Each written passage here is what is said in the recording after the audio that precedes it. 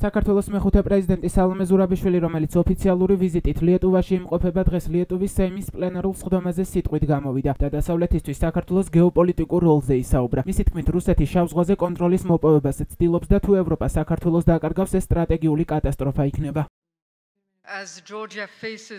ის რაც ხდება საქართველოში უფრო დიდი გეგმის ნაწილია, რომელიც ორკესტრირებულია მოსკოვის მიერ და რომლის მიზანია შავ ზღვაზე, კავკასიის რეგიონზე და ცენტრალურ აზიაზე კონტროლის დამყარება. რუსეთის სამხედრო წარმომადგენლობა სრდის აფხაზეთში, აშენებს საზღვაო სამხედრო ბაზას, რაც კიდევ უფრო გააძლიერებს რუსეთის სამხედრო ძალას რეგიონში. ჩვენი მცდელობა, რომ შევქმნათ ანაკლის ღრმაწყლოვანი პორტი, ჩაშლილია და ამ პროექტში ჩინეთი ხდება წამყვანი. ამ ყველაფრის შედეგი შეიძლება შეუქცევადი გახდეს. ძლიერდება ირანის ინტერესებიც, მათ სურთ, რომ კავკასია მოწყვიტონ დასავლეთს. ევროპამ ახლავე უნდა იმოქმედოს. თუ ჩვენ დაუშვებთ, რომ საქართველო ხვალ რუსეთის ხელში აღმოჩნდეს, ეს მხოლოდ ჩვენი ქვეყნისთვის არ იქნება ტრაგედია, ეს იქნება სტრატეგიული კატასტროფა ევროპისთვის. ეს დაამტკიცებს, რომ რუსეთს აღარ სჭირდება სამხედრო თავდასხმა და შეჭრა საკუთარი მიზნების მისაღწევად, არამედ ბევრად უფრო იაფად შეუძლიათ ჰიბრიდული ომი აწარმოონ, არჩევნებში ჩაერიონ, ეკონომიკურად მოახდინონ გავლენა და ასე მიაღწიონ საკუთარ მიზნებს. ის ახლა ამ ახალ მეთოდებს საქართველოში ცდის, როგორც ეს გააკეთა 2008 წელს, როდესაც სამხედრო აგრესიის გზას სცდიდა.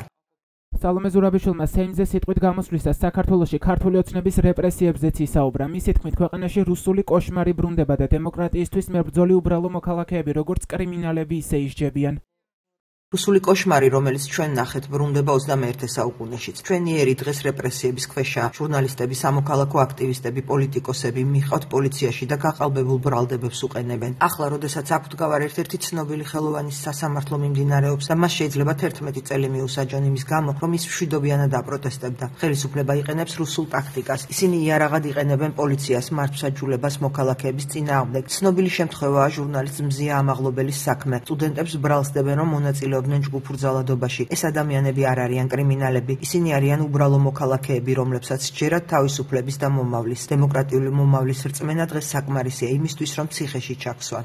სალომე ზურაბიშვილი ბალტიის რეგიონში 24 მარტს გაემგზავრა. ზურაბიშვილის პრესსამსახურის ინფორმაციით, მეხუთე პრეზიდენტი ბალტიის ქვეყნების ლიდერებთან, აღმასრულებელი და საკანონმდებლო ხელისუფლებისა და ანალიტიკური წრეების წარმომადგენლებთან შეხვედრებს გამართავს.